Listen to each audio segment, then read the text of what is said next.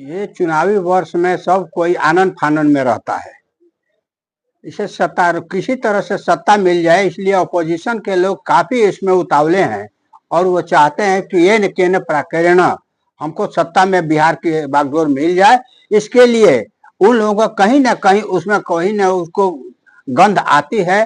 हम लोगों को जो देखते हैं धरातल पर कि वो उकसाने का लोग काम करते हैं कि जिससे क्राइम बढ़े, दंगा फसाद हो, कहीं पर मैंने इस तरह का दुराचार अनाचार का कहीं पर हवा फैले जिससे उनको राजनीतिक रोटी सेकने का मौका मिले। इसलिए इसमें विरोधी दलों के लोगों का इसमें साजिश के तहत ये सारा काम चल रहा है। और जितना नजदीक आएगा चुनाव उतना ही तेजी से ये बढ़ेगा। और लेकिन हम नीतीश जी और ये जो एनडीए की गठबंधन की सरकार जो है, वो सरकार एनडीए की पूरी मुस्तैदी के साथ किसी भी क्राइम को दबाने के लिए, उस पर अंकुश लगाने के लिए अपने स्तर से प्रशासनिक महकमे में यहाँ तक कि डीजीपी ने ऐलान कर दिया कि जो गोली चलाएगा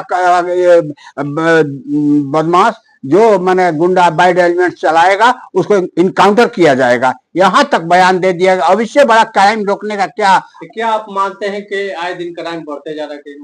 मानते कि नहीं है?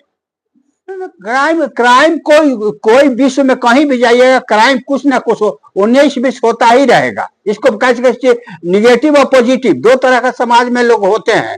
तो निगेटिव लोगों का काम ही है उल्टा पुल्टा काम करना, समाज को अस्त व्यस्त करना, अपने गोतिया पटदार को अस्त व्यस्त करना। हर विपक्षी पार्टी पूरी तरह हम उस गांव से नहीं चल पा रही है, इनका गद्दी छोड़ देना चाहिए। ये उन लोगों का तो इसी तरह का प्रोपेगेंडा, कुछ तो इशू है नहीं। विकास का अपना तो दिखाते नहीं है कि हमने क्या विकास किया।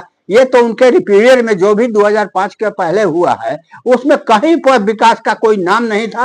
ये हाहाकार के सिवा और कुछ था नहीं। इसलिए ये लोग केवल एकमात्र केवल उनको गद्दी छोड़ दो, गद्दी छोड़ दो। अरे गद्दी छोड़ दो तो अराजक तत्वों को नहीं ना बैठाया जा सकता है। जनता नहीं चाहती है और जनता ने बैठाती है गद्दी पर। उनके कहने से कोई गद्दी पर बैठेगा छोड़ेगा?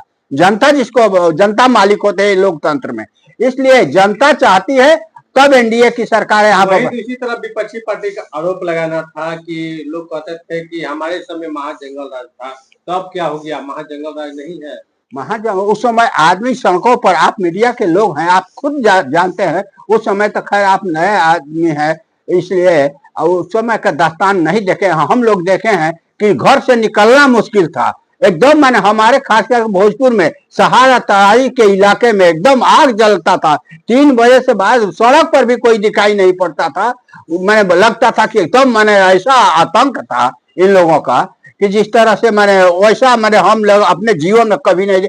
ब्रिटिश सल्तनत में भी इतना आतंक नहीं था जितना कि उस पीरियड में हुआ है। मीडिया के माध्यम से जिस तरह क्राइम बढ़ते जा रहा है, आप भोजपुर जिला प्रशासन से या बिहार सरकार से क्या मांग करना चाहिए? क्राइम रुकना चाहिए कि नहीं? क्राइम निश्चित रूप से रुकना चाहिए। क्राइम जब तक रुकेगा नहीं तब तक विकास होगा नहीं। विकास का पैमाना है क्राइम रुकना। और क्राइम विकास रोकने के जो लोग नहीं चाहते हैं विकास, वही लोग क्राइम में इन्वॉल्व होते हैं। इसलिए क्राइम रोकना हमारे जैसे लोग, समझवादी लोग, हम लोग चाहते हैं हम लोग की किसी भी तरह से क्राइम बढ़े नहीं, क्राइम पर एकदम अंकुश लगे और नकेल प्रशासन कसते रहे। भोजपुर के प्रशासन से भी मैं उनको शाबाशी देता हूं कि त्वरित कार्रवाई कई कांडों में उन्होंने उद्भेदन करके तुरंत दिखाया है। यहाँ भोजपुर के मीडिया के आप लोग जानते हैं। इसलिए मैं चाहता हूं कि और इसमें द्रुत गति से क्राइम को रोकने की व्यवस्था हो, जिससे कि आने वाले दिन में इस जनपद में खुशहाली रहे। नाम बता दीजिए। भाई परमेश्वर, पूर्व महासचिव बिहार राज्य नागरिक परिषद।